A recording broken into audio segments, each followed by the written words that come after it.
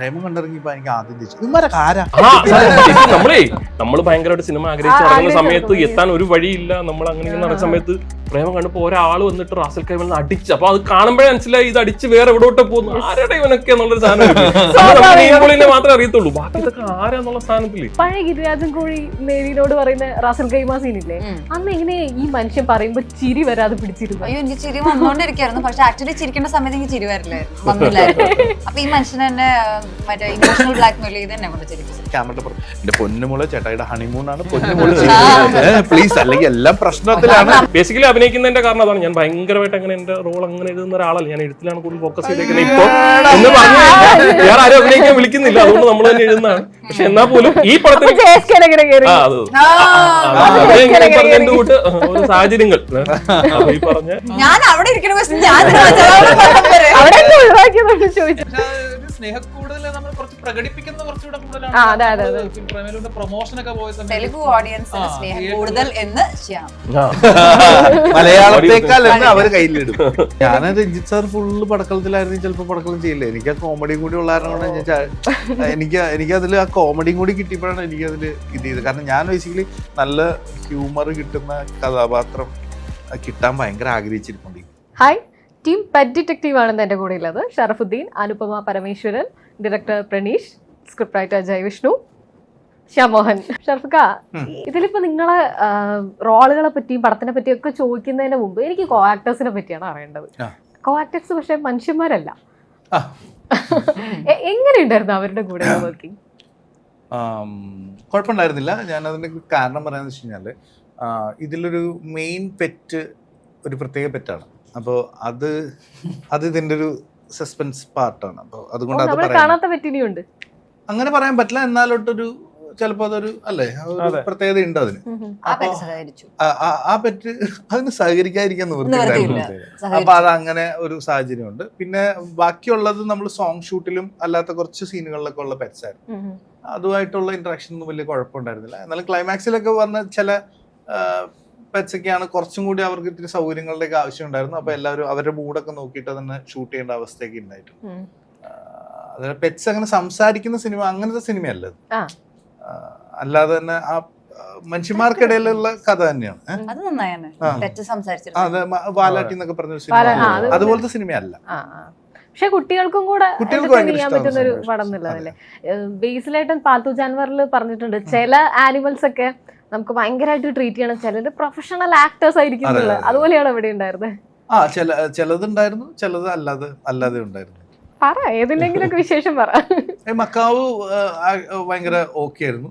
Macaw ഷൂട്ടിന്റെ സമയത്ത് okay ആയിരുന്നു. എന്താ പറയാ, ഞങ്ങളൊരു ഇവന്റിന് പോയിട്ട് ഇവന്റിന്റെ അവിടെ വന്നപ്പോ മക്കാവിന് എന്തോ പ്രശ്നം അടിച്ചിട്ട് മക്കാവ് ഇത്തിരി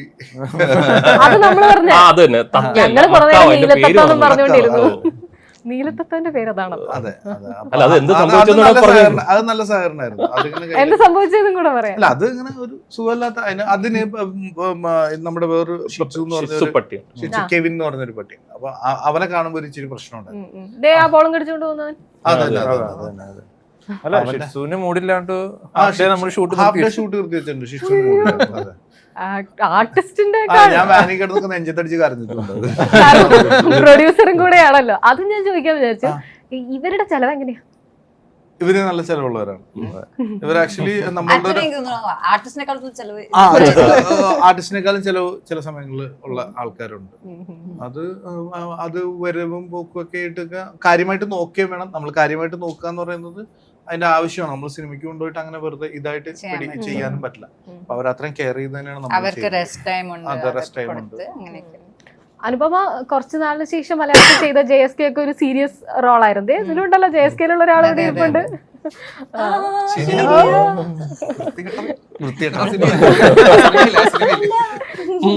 അതിന് അതിലും ഉണ്ടല്ലോ. യെസ്. അപ്പൊ ഇത് പക്ഷെ എൻറ്റയർലി ഡിഫറെന്റ് ആയ ഒരു പടമല്ലേ? മറ്റേത് കുറച്ചുകൂടെ സീരിയസ് ആയിരുന്നല്ലോ. ഇതിന്റെ ഷൂട്ട് എങ്ങനെ ഉണ്ടായിരുന്നു? മാത്രമല്ല ഇപ്പൊ എല്ലാരും പറയുന്നത് ഗിരിരാജൻ കോഴിയും മേരിയും ഒന്നിക്കുന്നു ആഫ്റ്റർ 10 years, എക്സാക്ട്ലി 10 years കഴിഞ്ഞിട്ട്. ഇതിന്റെ ബുക്കിംഗ് എങ്ങനെ ഉണ്ടായിരുന്നു? ഇൻട്രസ്റ്റിംഗ്. കുറച്ചുകൂടെ കൂളായിരുന്നോ? അങ്ങനെ പറയാൻ പറ്റില്ല. അതായത് തമാശ പടം തമാശയായിരിക്കും, പക്ഷെ അത് എടുക്കുന്ന സാഹചര്യങ്ങളും നമ്മൾ അത്രയും തമാശ ഉണ്ടാക്കാൻ വേണ്ടിയിട്ടുള്ള എഫേർട്ട് ഡിഫറെന്റ് ആയിരിക്കും. അപ്പോ ലൈക്ക് പല ലൊക്കേഷനുകളും, അതായത് ഇതില് നോർമൽ ആയിട്ടുള്ള ലൊക്കേഷനുകൾ വളരെ കുറവാണ്, നോർമൽ ആയിട്ടുള്ള സാഹചര്യങ്ങളും കുറവാണ് എനിക്ക് സിനിമയില്. ജനറലി ഒരു ഓട്ടം അല്ലെങ്കിൽ അങ്ങനത്തെ എന്തെങ്കിലുമൊക്കെ ഒരു ആക്ടിവിറ്റിയോട് കൂടിയുള്ള പരിപാടിയാണ്. കംഫർട്ട് സ്പേസിൽ ഇരുന്ന് ചുമ്മാ അഭിനയിച്ച് പോകാൻ പറ്റുന്ന ഒരു സംഭവം ആയിരുന്നില്ല. പക്ഷെ എന്താ പറയാ, ഫണ്ണായിരുന്നു എന്ന് ചോദിച്ചു കഴിഞ്ഞാൽ അന്ന് ചെയ്യുന്ന സമയത്ത് ഭയങ്കര ഫണ്ണായിരുന്നില്ലെങ്കിലും ഇന്ന് കാണുന്ന സമയത്ത് ഒരു സാറ്റിസ്ഫാക്ഷൻ ഉണ്ട്, അതിന്റെ ആ ഫണ്ണും തോന്നുന്നുണ്ട്. Because output is nice. ഈ ഒരു മറ്റേ പാട്ടിന്റെ അകത്തില്ലായിരുന്നു, ഇത് പറന്നു പോകുമ്പോ ജോമോന്റെ ഒക്കെ എക്സ്പ്രഷൻ അത് ഒറിജിനൽ ആണെന്ന് നമുക്ക് ഫീൽ ചെയ്യും, അത് പെട്ടെന്ന് അതെ. അതിന്റെ അകത്ത് ഇതിന് കൊണ്ടുവന്നിട്ട് നമ്മൾ അന്നത്തെ ദിവസം അതിന് വേണ്ടി മറ്റേ എന്താണ് അനാക്കൊണ്ടാന്ന് ഈസിയും പരിപാടിയെല്ലാം വെച്ച് അനക്കൊണ്ട അതെല്ലാം വെച്ച് അന്ന്, അല്ലാതെ നമുക്ക് അതിന് ആവശ്യമില്ല. പെറ്റ്സ് വരുന്ന ദിവസം അനക്കൊണ്ടൊക്കെ കൊണ്ടുവന്ന് നമ്മൾ അത്രയും ഇതായിട്ട്, കാരണം ഷൂട്ട് ചെയ്ത ഏരിയ കുരുവികൾ, കുഞ്ഞിക്കുരുവികൾ, ചെറിയ മൈസ്, മറ്റേ വൈറ്റ്, അത് പിന്നെ മക്കാവു, പട്ടി, കോഴി, പൂച്ച, കാട്ടുകോഴി, അങ്ങനെ പല പരിപാടിയുള്ള പാമ്പുണ്ടായിരുന്നു. തിരിച്ചു വെച്ചു. എല്ലാം ഒരു ഓഫീസിനകത്ത്. അതെ, ഭയങ്കര ഒരു പ്രത്യേകതമായിട്ടുള്ള ഒരു സ്ഥലത്താണ്, പക്ഷെ നല്ല ഭംഗിയാണ് ആ ഓഫീസ്. ആ ഓഫീസ് ഇരിക്കുന്നത് എറണാകുളത്ത് ഏറ്റവും തിരക്കുള്ള റോഡില്, ഭയങ്കര ബുദ്ധിമുട്ടുള്ള സ്ഥലത്താണ് അത് ആ ഓഫീസ്. ശ്യാമേട്ടൻ എങ്ങനെയാ ഈ ആനിമൽസ് കണ്ടോ ക്യാരക്ടറിന്റെ കൂടെ? ഇദ്ദേഹം ആക്ച്വലി എങ്ങനെയാന്ന് വെച്ച് കഴിഞ്ഞാല്, ഞാൻ വെറുതെ പറയാണ്, അത് കഴിഞ്ഞ് കണ്ടിന്യൂ ചെയ്ത്, ഒരു പ്രത്യേക തരത്തിലുള്ള ഒരു സ്വഭാവമുള്ള ഒരു ആളാണ് പുള്ളി. അങ്ങനെ ചില പരിപാടികൾ ഒപ്പിക്കുന്നത് ഞങ്ങളുമായിട്ട് കണക്റ്റഡ് ആവുന്നതാണ് പുള്ളിയുടെ കഥാപാത്രം. ഞാൻ പറയുന്ന ഒരു ഇടിവെട്ട് പോലെ സിനിമയിലേക്ക് വന്നു കയറിയ ഒരാളെന്നുള്ളതാണ് പുള്ളി. ഈ കഥയിലേക്ക് വന്നു കയറുന്ന ഒരാളായിട്ടാണ്, പക്ഷെ ഭയങ്കര രസമാണ്. എനിക്ക് അങ്ങനെ ആനിമൽസുമായിട്ട് ഭയങ്കര കോമ്പിനേഷൻ പരിപാടികളൊന്നും ഉണ്ടായിരുന്നില്ല. പക്ഷെ ഇവര് അതെ എന്തോ ഒരു സാധനം ഉണ്ടെന്ന് അല്ലേ? ഭയങ്കര രസമായിരുന്നു പരിപാടി. പറഞ്ഞ പോലെ നമ്മള് വണ്ടർലയിലൊക്കെ കുറെ ഷൂട്ട് ചെയ്തു. ഇതുവരെ പറഞ്ഞ പോലെ അമ്യൂസ്മെന്റ് പാർക്കിലൊന്നും പോയിട്ടില്ല. ഈ റൈഡൊക്കെ ഭയങ്കര പേടിയുള്ളതാണ്. അപ്പൊ ഈ സിനിമയ്ക്ക് വേണ്ടിയിട്ട് ആദ്യമായിട്ട് അങ്ങനത്തെ റൈഡിലൊക്കെ കയറി ചില ഭീകരമായ റൈഡുകളിൽ കയറ്റും എന്ന് പറഞ്ഞാൽ പേടിക്കില്ല. ചേട്ടന്റെ പ്രൊഫൈൽ എടുത്ത് നോക്കുമ്പോ പണ്ട് തൊട്ട് ഷർഫ് ഖാന്റെ ഹാപ്പി ബർത്ത്ഡേ വരുന്നു, അടുത്ത പടം ഇറങ്ങുന്നു, വീണ്ടും ഹാപ്പി ബർത്ത്ഡേ വരുന്നു, ഇങ്ങനെ കുറെ ഷർഫ് ഖാന്റെ മുഖം. സ്വന്തം മുഖം അത്ര കാണുന്നില്ല, ഞാൻ കുറെ തെരഞ്ഞു. കൂടുതൽ ഷർഫ് ഖാന്റെ മുഖമാണ് അവിടെ കാണാൻ പറ്റുന്നത്. ചേട്ടനെ എനിക്ക് നേരിട്ട് അറിയാം, ഞാൻ ഒരു വട്ടം നേരിട്ട് പുകഴ്ത്തിയ, എന്നാലും ഓൺ റെക്കോർഡ് പുകഴ്ത്തട്ടെ. മധുരമനോഹരമോ എനിക്ക് വളരെ ഇഷ്ടപ്പെട്ട പടമാണ്. പിന്നെ ഷർഫ് ഖാൻ അടുത്ത പടത്തിലും മുന്നത്തെ പടത്തിലും. നിങ്ങൾ എങ്ങനെ ഈ പടത്തിന് ഷർഫ് ഖാൻ അപ്രോച്ച് ചെയ്യണം? ഇത് ആക്ച്വലി ഷർഫ് ഖാൻ പ്രിൻഷേട്ടനോട് ഒരു വർക്ക് തുടങ്ങിയതാണ്. അപ്പൊ തുടങ്ങിയ ഒരു ഘട്ടത്തിൽ ഷർഫ് ഖാൻ അപ്പം മധുരമനോഹരത്തിന്റെ പ്രിയൊക്കെ തുടങ്ങാൻ പോകുന്നതേ ഉള്ളൂ. അപ്പൊ ആ സമയത്ത് ഷർഫ് ഖാൻ പറഞ്ഞാൽ വാട ഒരു പരിപാടി ഉണ്ട്, കൊറോണ ഒക്കെ കഴിഞ്ഞ സമയമാണ്, നിന്ന് കേട്ട് നോക്കാൻ പറഞ്ഞാൽ അങ്ങനെ ഞങ്ങൾ ഇരുന്ന് കഥ കേട്ടപ്പോൾ തന്നെ വെച്ചാൽ ഇത് ചാൻസ് ഉള്ള സാധനമാണ്, നമുക്ക് ഇതിൽ ഓക്കെ. അപ്പോൾ പറഞ്ഞാൽ നീ ഇവിടെ വാ എന്ന് പറഞ്ഞ് അങ്ങനെ പ്രിൻഷേട്ടൻ്റെ കാര്യം പറയുകയാണെങ്കിൽ ശരിക്കും ഞാൻ ഒരുപാട് പേര് നമ്മൾ ഇൻഡസ്ട്രിയിൽ നമ്മൾ നല്ല ഹ്യൂമർ സെൻസ് ഉള്ള ആളുകളോട് ഭയങ്കരമായിട്ട് ഇന്ററാക്ട് ചെയ്യുന്ന ഒരാളാണ്. ഷർഫൊക്കെ ബേസിക്കലി ഭയങ്കര ഹ്യൂമർ സെൻസ് ഉള്ള ആളാണ്. അപ്പോൾ നമ്മളൊക്കെ ആക്ച്വലി കടത്തി വെട്ടുന്ന കൗണ്ടർ അടിക്കുമ്പോൾ ചില സമയത്ത് എനിക്ക് മറുപടി പറയാൻ പറ്റാത്ത ഒരാൾ പ്രണീഷ് വിജയനാണ്. അത് എനിക്ക് ഭയങ്കര സന്തോഷം. പ്രിൻഷേട്ടൻ നല്ല ഹ്യൂമർ സെൻസ് ഉള്ള ഒരാളാണ്, എഴുത്തിൽ ഭയങ്കര ഹ്യൂമർ സെൻസ് ഉള്ള ഒരാളാണ്. അപ്പൊ അതിന്റെ ഒരു ഗുണമുണ്ട്, നമ്മളൊരു 5 പറഞ്ഞാൽ പുള്ളി 10 പറയാൻ പറ്റുന്ന ഒരാളുണ്ട്. അതൊരു ആക്ച്വലി ഞാൻ പ്രണീഷേട്ടന്റെ നറേഷൻ ആക്ച്വലി എൻജോയ് ചെയ്ത അതാണ്. പ്രണീഷേട്ടൻ ഭയങ്കര സീരിയസ് ആയിട്ടാണ് ഇല്ലല്ലേ, അതായത് ആക്ച്വലി തമാശയാണ്, സിനിമയുടെ സ്വഭാവം അതാണ്. നടക്കുന്ന കാര്യങ്ങളൊക്കെ സീരിയസ് ആണെങ്കിൽ പോലും കാണുന്ന നമുക്ക് അത് ചിരിവരും. ഞാൻ ഇപ്പോഴാണ് ആലോചിക്കുന്നത്, പ്രണീഷന്റെ നറേഷൻ എനിക്ക് ഭയങ്കര ഇഷ്ടപ്പെട്ട നറേഷൻ ആയിരുന്നു. പ്രണീഷ് ഒരു പോസ്റ്റിന് പണ്ട് ഒരു ഇപ്പോഴെങ്കിലല്ല ഒരു 6-8 വർഷം, ആളുടെ പേരൊന്നും പറയുന്നില്ല, അത് വേറെ കോമഡിയാണ്. 6-8 വർഷം മുമ്പ് ഒരാളുടെ പോസ്റ്റിന്, ഇൻഡസ്ട്രി തന്നെയുള്ള ഒരാളുടെ പോസ്റ്റിന് ഒരു കമന്റ് ചെയ്തിട്ട്, ഒരു കമന്റ് ഇട്ടിട്ട് കമന്റ് വലിയ വൈറലായതാ. കേരളം മൊത്തം വൈറലായ ഒരു കമന്റ് ആയിരുന്നു. കണ്ടുപിടിക്കണം എന്ന് ഞങ്ങള് കണ്ടുപിടിച്ചിരിക്കും. അതായത് പടത്തിന് ഗുണം ചെയ്യില്ലോ കേട്ടോ, പടത്തിന് ചിലപ്പോ ഗുണം ചെയ്യില്ല. അപ്പൊ പ്രൊഡ്യൂസർ അതില് പിന്നെ നമ്മൾ പറയുന്നില്ല, ചിലപ്പോ മധുരം കൊടുത്തില്ല, പറയാൻ പറ്റില്ല. ബേസിക്കലി ഞാൻ ഇതിന്റെ EP ആയിട്ട് നിന്ന ഒരാളാണ്, എക്സിക്യൂട്ടീവ് പ്രൊഡ്യൂസറായിട്ട് വർക്ക് ചെയ്ത ഒരാളാണ്. പക്ഷേ ഞാൻ പറയും നിങ്ങൾ പ്രൊഡ്യൂസറാക്കാൻ അത്ര നല്ല ആളല്ല എന്ന് പറഞ്ഞു. കാരണം ലാവിഷായിട്ടാണ് ഷൂട്ട്, ഭയങ്കര ലാവിഷായിട്ടാണ് ഷൂട്ട്. ഞാൻ കുറെ പടത്തിൽ വർക്ക് ചെയ്തു, ഞാൻ അഭിനയിച്ചിട്ടുണ്ട്, അല്ലെങ്കിൽ എഴുത്തിന്റെ ഭാഗമായിട്ടുണ്ട്. അപ്പം നമ്മൾ കുറെ സെറ്റുകൾ കണ്ടിട്ടുണ്ട്. പക്ഷേ ആസ് എ പ്രൊഡ്യൂസർ നല്ല റിച്ച് ആയിട്ടാണ് പുള്ളി ആക്ടർ പ്രൊഡ്യൂസർ ആവുമ്പോ അങ്ങനെ ലാവിഷ് എന്നുള്ള വേർഡ് യൂസ് ചെയ്യാൻ പറ്റില്ല എന്ന് തോന്നുന്നു. കാരണം വെച്ച് കഴിഞ്ഞാല് എനിക്ക് തോന്നുന്നു നമ്മൾക്ക് ഒരു അതിന് പറയാം, അതിനോടൊരു നീതി കാണിക്കുക എന്ന് പറയുന്ന ഒരു കാര്യമില്ലേ. അപ്പോൾ അങ്ങനെ ഒരു കാര്യത്തിനാണ് ശ്രമിച്ചത്. അപ്പോൾ പക്ഷെ ഞാനൊരു ഈ സിനിമയിൽ അഭിനയിക്കുന്ന ഒരാളായത് കൊണ്ടും എന്താ പറയുക, കുറെ കാര്യങ്ങൾ എനിക്ക് തോന്നിയിട്ടുണ്ട്. ആസ് എ പ്രൊഡ്യൂസർ എനിക്ക് തോന്നിയിട്ടുണ്ട്, ഓക്കെ കുറച്ച് കാര്യങ്ങളിൽ ഇപ്പം ഞാൻ ഇതിൽ അഭിനയിക്കുന്നില്ല, ഞാൻ പ്രൊഡ്യൂസർ എന്ന് പറഞ്ഞൊരു ചെയർ എടുത്ത് അതിലിരിക്കുമായിരുന്നെങ്കിൽ കുറെ കാര്യങ്ങൾ ഞാൻ നോക്കിയത്. പക്ഷെ ഞാൻ ഇതിലും കൂടി ഉണ്ട്, ഡിസൈനിലുണ്ട്, എല്ലാ സ്ഥലത്തും ഉള്ളതിന്റെ പേരിൽ ഇച്ചിരി ഒന്ന് ലൂസായിരുന്നു, അതെനിക്കറിയാം. പക്ഷെ അതൊരു നല്ല സിനിമയിലേക്ക് തന്നെ എത്തി അല്ലേ. പിന്നെ അത് നല്ല നമ്മള് റിച്ച്നെസ് കുറയ്ക്കാനുള്ള ഓപ്ഷൻസ് പറഞ്ഞപ്പോൾ ആസ് എ പ്രൊഡ്യൂസർ പുള്ളി അത് വേണ്ട, ഞാൻ നോക്കണ്ട, ഞാൻ നോക്കിക്കോളാം, നീ ഇത് പിടിച്ചു എന്ന് പറയുന്ന ഒരു പ്രൊഡ്യൂസർ ഉള്ളത് ഭയങ്കര ലക്കാണ്. അത് അനുപമ പഴയ ഗിരിരാജൻ കോഴി മേരിനോട് പറയുന്ന റാസൽ ഗൈമ സീനില്ലേ, അന്ന് എങ്ങനെ ഈ മനുഷ്യൻ പറയുമ്പോ ചിരി വരാതെ പിടിച്ചിരുന്നു? അയ്യോ എനിക്ക് ചിരി വന്നോണ്ടിരിക്കായിരുന്നു, പക്ഷെ ആക്ച്വലി ചിരിക്കേണ്ട സമയത്ത് എനിക്ക് ചിരി വന്നില്ലായിരുന്നു. അപ്പൊ ഈ മനുഷ്യനെ എന്നെ മറ്റേ ഇമോഷണൽ ബ്ലാക്ക് മെയിൽ ചെയ്ത് എന്നെ കൊണ്ട് ചിരിപ്പിച്ചതാണ്. അത് എന്താണെന്നും കൂടി പറഞ്ഞോളൂ. മനുഷ്യൻ കല്യാണം അതെ, എന്റെ കല്യാണം അപ്പൊ കഴിഞ്ഞിട്ടുള്ളൂ. ഈ സീൻ എടുക്കുന്നത് നവംബറിലാണെങ്കിൽ ഒക്ടോബറിലോ മറ്റോ ലാസ്റ്റ് ആണ്. അപ്പൊ സെപ്റ്റംബറിൽ കല്യാണം കഴിഞ്ഞു. അപ്പൊ കല്യാണം കഴിഞ്ഞിട്ട് ഞങ്ങൾ രണ്ടുപേരും കൂടി പുറത്ത് അങ്ങനെ ട്രാവലും ചെയ്തിട്ടില്ല. അപ്പൊ ഞങ്ങൾ ട്രാവൽ ചെയ്യാനുള്ള പ്ലാനാണ്. അപ്പൊ ഷൂട്ട് കഴിഞ്ഞിട്ട് പോകാൻ വേണ്ടി അതിന്റെ തൊട്ട് തലേ ദിവസമാണ് ഞങ്ങളുടെ ആ പാലൻ സീൻ വരുന്നത്. നാളെ പോകണം, അതായത് ഇരുട്ടിക്കൊണ്ടിരിക്കുകയാണ്. എന്തെങ്കിലും കാരണവശാൽ ഇത് ഈ പറഞ്ഞ പോലെ ഇന്ന് പ്ലാൻ മുടങ്ങിയാൽ നാളത്തെ യാത്രയും മുടങ്ങുവാണ്. അപ്പൊ ഈ അനുപമ കറക്റ്റ് അതിന്റെ കൗണ്ടർ കട്ടുകൾ ഇങ്ങനെ കുറച്ചും കൂടി ചിരിക്കുന്ന അൽഫോൺസ് പറയണ്ട. ഞാൻ മറ്റേ ക്യാമറ പറയും, എന്റെ പൊന്നുമുള്ള ചേട്ടായിയുടെ ഹണിമൂണാണ്, പൊന്നുമുള്ള പ്ലീസ്, അല്ലെങ്കിൽ എല്ലാം പ്രശ്നത്തിലാണ്. നമുക്ക് ഈ അഭിനയിക്കറിയില്ല. മറ്റേ ആനന്ദേട്ടൻ അവിടെ കിടന്ന് ഫോക്കസ് എന്ന് പറയും. എനിക്ക് എന്ത് ഈ ഫോക്കസ് എന്ന് പറയുമ്പോൾ എന്ത് ചെയ്യണമെന്ന് പോലും അറിയില്ല. അപ്പൊ അൽഫോൺസിനോട് ചീത്ത വിളിക്കുമ്പോൾ മനസ്സിലാവുന്നത് അനങ്ങാണ്ട് നിക്കണം ഫോക്കസ് എന്ന് പറഞ്ഞതൊക്കെ. അങ്ങനെ ഇരിക്കുന്ന ഞാനാണ്. അപ്പൊ അങ്ങനെയൊക്കെ പറഞ്ഞ് ആ സംഭവം ചിരിപ്പിച്ചാണ് അതിലേക്ക് എത്തുന്നത്. ആ സീന് ആക്ച്വലി ഞങ്ങൾ എല്ലാവരും കൂടി, ഞങ്ങളുടെ ഒരു ടീമിന്റെ തന്നെ പവറാണ്. എന്ന് വെച്ച് കഴിഞ്ഞാൽ എനിക്ക് തോന്നിയിട്ടുണ്ട് എല്ലാവരും കൂടി ഇന്ന് ചർച്ച ചെയ്ത് എല്ലാവരും കൂടി മിണ്ടി ഇങ്ങനെ ചെയ്യാം എന്ന് പറഞ്ഞ് ചെയ്തൊരു സീനാണ് ആ പാലത്തിന്റെ മുകളിലുള്ള സീൻ. പക്ഷെ അത് ഭയങ്കര ഒരു സംഭവമല്ലേ, ഇപ്പോഴും ഓർക്കുന്നത്. മാത്രല്ല ഷാർഫൊക്കെ സ്റ്റേജിലൊക്കെ ഇപ്പോഴും ആ ഡയലോഗ് പറയുന്നത് എന്തൊരു എനർജിയിലാ. മറ്റേ അവര് അതേതാന്നൊക്കെ പിള്ളേര് ചോദിക്കും. പക്ഷെ ഒരു 10 വർഷം കഴിഞ്ഞ ഒരു ആക്ടർ ആ ഡയലോഗ് പറയണമെന്ന് ഇല്ല. ഷാർഫ് എൻജോയ് ചെയ്തിട്ട് അത് പറയുന്നത്. പിന്നെ ഞാൻ തീർച്ചയായും ഞാനത് സ്നേഹിച്ചില്ലെങ്കിൽ എനിക്കത് കുഴപ്പമില്ല, ഞാൻ എപ്പോഴും പറയില്ല എന്നുള്ളൂ. പക്ഷെ എന്നാൽ പോലും എനിക്കത് പറയുന്നതിൽ ഭയങ്കര സന്തോഷമുണ്ട്. ആ ഡയലോഗിൽ ഞാൻ രക്ഷപ്പെട്ടിട്ടുണ്ട്, ജീവിതത്തിൽ മാറ്റം വന്നിട്ടുണ്ട്. അപ്പൊ പിന്നെ ആ ഡയലോഗിനോട് എനിക്ക് എന്തിനാണ് ഒരു പ്രശ്നമുള്ളത്? അതൊരു പയ്യൻ വേദിയിൽ നിന്ന് വിളിച്ചു പറയും, കൗണ്ടർ ആയിട്ട് ഷറഫ് പറയും. അതൊരു കോളേജിൽ നല്ല രസമുണ്ടായിരുന്നു, എന്തൊരു ടൈമിംഗ് ആയിരുന്നു. ശ്യാമിന്റെ ഒരു മാസം ഉണ്ട്. ഇപ്പൊ ഞങ്ങൾ ഇതിന്റെ ക്ലൈമാക്സ് ഒരു ഏരിയയിൽ ഷൂട്ട് ചെയ്യാം. അപ്പൊ ഒത്തിരി ക്രൗഡുണ്ട്, ക്രൗഡിനിടയിൽ വളരെ കഷ്ടപ്പെട്ട് ഷൂട്ട് ചെയ്യാം. അപ്പൊ ഷറഫൊക്കെ ഉണ്ട്. ഷറഫൊക്കെ വരുമ്പോൾ ഭയങ്കര കൈയടി, കുറെ മലയാളികളുണ്ട്, മലയാളി പിള്ളേർ ഭയങ്കര കൈ. അപ്പൊ ഷറഫ് കൈവശി പോകുന്നു. പിന്നെ ചേട്ടൻ വന്നപ്പോഴും കൈയടി. അപ്പൊ ഞങ്ങളൊക്കെ നടന്ന് പാസ്സായി പോയി. ഇപ്പൊ എല്ലാവരും കൈവശി കാണിച്ചു. പെട്ടെന്ന് എന്തോ പൊട്ടിത്തെറിക്കുന്നതുകൊണ്ട് ഫുൾ ബഹളം കിടന്നു. അപ്പൊ പ്രേമലു കത്തി നിൽക്കുന്ന സമയത്താണ് എന്തോ പറ്റിയുടെ ശ്യാം വന്നതാണ്. മൊത്തം തെലുങ്ക് മറ്റു ഭാഷക്കാരായിരുന്നു, ഭയങ്കര ബഹളം പെമ്പിള്ളായിരുന്നു. എനിക്കൊന്ന് രാജമൗലി പറഞ്ഞു പറഞ്ഞാൽ തന്നെ പുള്ളി പറയുന്നത് ജൂനിയർ NTR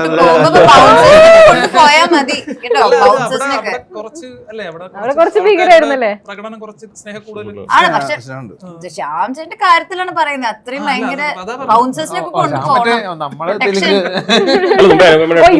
തെലുങ്ക് ടീം എനിക്ക് മനസ്സിലാക്കി. ഞങ്ങള് ലാസ്റ്റ് പടം ഷൂട്ട് ചെയ്യാൻ വർക്കല ചെന്നപ്പോഴും ഇതുപോലെ അങ്ങോട്ടേക്ക് ചെന്നാൽ ഭയങ്കര ഇഷ്ടം. പടക്കള ആദ്യമായിട്ട് എനിക്ക് ഇത്രയും കാലമായിട്ട് ഒരു പടം എന്റെ ഒരു വേറെ റീജിയനിൽ വർക്കായി അങ്ങനെ വന്നിട്ടില്ല. പക്ഷെ പടക്കളം കഴിഞ്ഞതിന് ശേഷം ഈ പറഞ്ഞ പോലെ തെലുങ്കിൽ നിന്നൊക്കെ ഉള്ളവരൊക്കെ വന്നിട്ട് ഫോട്ടോ എടുക്കുമ്പോഴൊക്കെയാണ് അവര് കണ്ടു ഇത്രയും ദൂരമുള്ള ഒരു ഭാഷ അറിയാൻ പാടാത്ത മനുഷ്യർ ഈ സിനിമകൾ കാണാം. അവരുടെ റെസ്പോൺസ് ഭയങ്കര ഹൈ ആണ്. എനിക്ക് ആ പടക്കളത്തിലെ ഒരു സീൻ തന്നെയാണ് കാണിക്കാനുള്ളത്. ഇപ്പൊ എല്ലാരും ഇങ്ങനെ എവിടെ പോയി പറയാറുണ്ടല്ലോ. അപ്പൊ സുരാജേട്ടന്റെ ആ ഒരു മോട്ടിവേഷൻ പിടിച്ചു എന്നുള്ള സാധനം സുരാജേട്ടന്റെ മറ്റേ അത് കഴിഞ്ഞു വരുന്നേ. ഞാനൊരു കാര്യം പറയട്ടെ, ഞാൻ പറഞ്ഞിട്ടുണ്ട്. പക്ഷെ അതെന്താ ശരിക്കും എല്ലാരും പറയുന്നത് സുരാജേട്ടന്റെ മാനസം പിടിച്ചു എന്നുള്ളതാണ്. മനഃപൂർവമായ ഒരു ട്രൈ അതിനുവേണ്ടി ഒരു ഇത് ചെയ്തിട്ടില്ല. പക്ഷെ സുരാജേട്ടനാണ് എൻ്റെ ഉള്ളെന്നുള്ള ബോധമുണ്ട്. അല്ലാതെ സുരാജേട്ടനെ ഞാൻ എവിടെയെങ്കിലും പിടിച്ചു, പക്ഷെ അത് ആ ബോധത്തിൽ നിന്ന് വന്നിട്ടുള്ളതാണ്. അല്ലാതെ ഞാൻ അതിലൊരു ട്രൈ നടത്തിയുള്ളൂ. സുരാജന്റെ ക്യാരക്ടറിന്റെ ആ ഹൈപ്പർ നേച്ചർ എന്റെ ക്യാരക്ടർ കാണിക്കണമെന്നുണ്ട്, പക്ഷെ എവിടെയോ അങ്ങനെ മാച്ചായി വന്നത് ഭയങ്കര അടിപൊളി. അയ്യോ അത് പിന്നെ അങ്ങോട്ട് എന്ന് വെച്ചാൽ പൊതുവെ ഇപ്പൊ പറയാറുണ്ട് നമ്മള് ജോസീനെ പോലെയുള്ള വില്ലനായിട്ട് ഇക്ക വരുമ്പോ നമുക്ക് ഭയങ്കര ദേഷ്യ. ഇപ്പൊ റോയിനെ പോലെ ഭയങ്കര സീരിയസ് ആയി വരുമ്പോ നമുക്ക് അയാളോട് അങ്ങനെയാ തോന്നുള്ളൂ. പക്ഷെ ഫണ്ണായി കഴിഞ്ഞാൽ ഷറഫ് ഖാന്റെ കൂടെയാണ് നമ്മൾ ഇയാളൊരു പക്ക കൊമേഡി എന്നുള്ള രീതിയിൽ നമ്മൾ എടുക്കുകയും ചെയ്യും. വളരെ പെട്ടെന്ന് ഇത് മാറ്റും. അത് ഒരു പടത്തിൽ തന്നെ അങ്ങനെ ഒരാൾ ചെയ്യാന്ന് പറയുന്നത് ഭയങ്കര ഹാപ്പി ആയിട്ടുള്ളൊരു അല്ലെ. ഒരു പകുതി കഴിയുമ്പോൾ മൊത്തത്തിൽ ക്യാരക്ടറെ മാറുന്നു. അത് രഞ്ജിത്ത് സാർ നമ്മൾ ദേഷ്യത്തോടെ നോക്കിയിട്ട് നിങ്ങൾ അങ്ങോട്ട് ചിരിപ്പിക്കുന്ന അവസ്ഥ. ഞാൻ രഞ്ജിത്ത് സാർ ഫുള്ള് പടക്കളത്തിലായിരുന്നു, ചിലപ്പോൾ പടക്കളം ചെയ്യില്ല. എനിക്ക് ആ കോമഡിയും കൂടി ഉള്ള കാരണം എനിക്ക് അതിൽ ആ കോമഡിയും കൂടി കിട്ടിയപ്പോഴാണ് എനിക്ക് അതിൽ ഇത് ചെയ്തത്. കാരണം ഞാൻ ബേസിക്കലി നല്ല ഹ്യൂമർ കിട്ടുന്ന കഥാപാത്രം കിട്ടാൻ ഭയങ്കര ആഗ്രഹിച്ചിരിപ്പുണ്ട്. ഇപ്പോഴും എനിക്ക് നല്ല ഹ്യൂമർ ചെയ്യുന്ന ക്യാരക്ടേഴ്സ് ചെയ്യണമെന്ന് ഭയങ്കര ആഗ്രഹമുണ്ട്. പക്ഷെ കിട്ടാൻ ഭയങ്കര ബുദ്ധിമുട്ടുണ്ട്. അതുപോലെ തന്നെ അപ്പൊ ഇപ്പൊ പടക്കളത്തിലെ ക്യാരക്ടർ അങ്ങനെയെല്ലാം കാണിച്ചു പോയിട്ട് മറ്റേ എന്റെ അടുത്ത് ചോദിച്ചു കഴിഞ്ഞാൽ എനിക്ക് സാറ് കേറിയ ഇതാണ് വേർഷനാണ് എനിക്ക് ഇഷ്ടം. എനിക്ക് ഷാറുഖ് ഖാന്റെ ഒരു പെറ്റായിട്ട് സിനിമയിൽ വന്ന പെറ്റ് ഇതായിരിക്കും. ഇതല്ല, ഇത് ആക്ച്വലി ഞങ്ങള് പ്രേമം കഴിഞ്ഞിട്ട് 2 ദിവസം അല്ല ഞങ്ങൾ ഊട്ടിക്ക് പോയി, ഞങ്ങൾ എല്ലാവരും കൂടി. അപ്പൊ അവിടെ വെച്ചെടുത്താണ്. ഓ ഇത് വേറെ കുതിരയാ. ആ കുതിരയുടെ പേര് ഭൈരവൻ. ഓ അതെങ്ങനെ അന്ന് ആദ്യമായിട്ട് ഹോഴ്സ് റൈഡിങ് ആദ്യമായിട്ടല്ല, ഞാൻ ഒരു 2-3 ദിവസം അവിടെ പോയിട്ട് ചെറുതായിട്ട് ട്രെയിനിങ് വീണൊന്നുമില്ല. ഇല്ല വീണില്ല. അതിനു മുമ്പ് ചെറുപ്പത്തില് 1-2 പ്രാവശ്യം കുതിരപ്പുറത്ത് കയറി ഇത് ചെയ്തിട്ടുണ്ട്. അപ്പൊ എവിടെയോ അത് കിടപ്പുണ്ട്. അപ്പൊ പിന്നെ ഇവിടെ ചെന്നപ്പോഴും അത് പിടിച്ചു നോക്കി. എക്സിക്യൂട്ടീവ് പ്രൊഡ്യൂസർ, കോ റൈറ്റർ, ആക്ടർ, ഇപ്പൊ കൂടുതൽ റോൾ അവിടെയാണല്ലോ. റോൾ എന്താണ് ഇതിലെ റോള്? ചെറിയൊരു ഓട്ടോക്കാരൻ, ഈ സിനിമയില് എഡിറ്റ് നടത്തിക്കൊണ്ടിരിക്കുമ്പോ വിളിച്ചിട്ട് പറഞ്ഞിട്ട് ഒറ്റക്കാരൻ അയാൾക്ക് ഭയങ്കര ബുദ്ധി, മറ്റേ രാവണന്റെ ബുദ്ധി. എന്താ ചോദിച്ചു പറയാ, എല്ലാ ക്യാരക്ടറിനും എവിടെന്നെങ്കിലൊക്കെ കുറച്ച് കുറയ്ക്കാൻ പറ്റും. ഇയാളുടെ ക്യാരക്ടറിന്റെ ഒരു സൈഡിലും തൊടാൻ പറ്റില്ല. അങ്ങനെ പുള്ളിക്ക് കണക്റ്റഡ് ആയിട്ട് കിടക്കുക സിനിമയുടെ.